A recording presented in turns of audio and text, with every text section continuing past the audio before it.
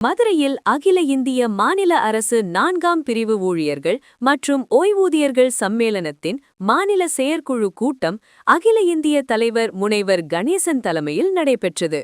இதில் 8வது ஊதிய குழு முன்வைத்துள்ள 18 கேள்விகளுக்கான பதில் அறிக்கை தயார் செய்யப்பட்டது.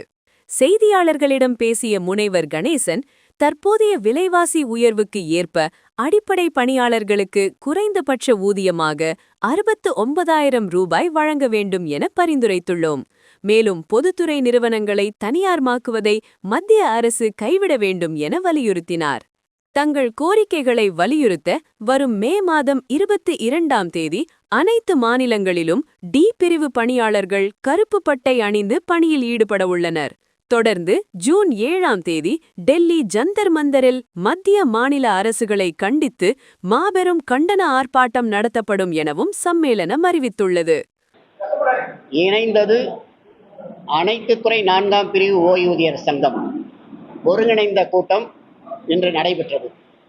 இந்த கூட்டத்தின் முக்கிய அம்சம் 8வது ஊதிய குழு தொடர்பாக மத்திய அரசு கேட்ட 18 கேள்விகளுக்கு இன்றைக்கு பதில் தரப்பட்டிருக்கிறது. அதில் முக்கியமாக கடந்த 7வது ஊதிய குழுவில் குறைந்தபட்ச ஊதியம் 18,000ஆக அளிக்கப்பட்டது.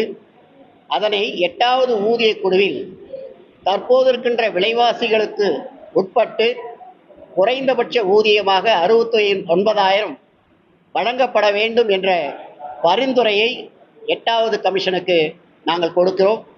மிக முக்கியமாக இந்த தனியார் மயம் என்பதை எல்லா துறையிலும் கொண்டு வரப்படலாமா என்ற மத்திய அரசு கேள்விக்கு தனியார் மயத்தை முக்கியமாக அறவே ஒழித்திட வேண்டும்.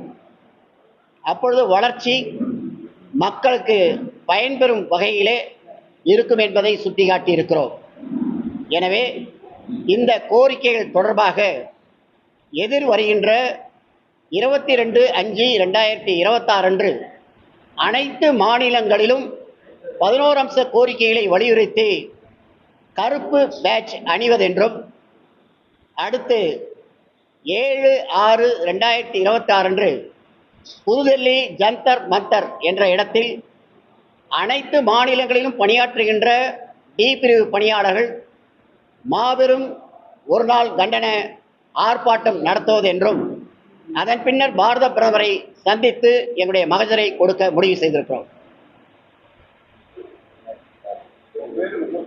ஃபர்ஸ்ட்லேயே சொல்லிட்டேன்.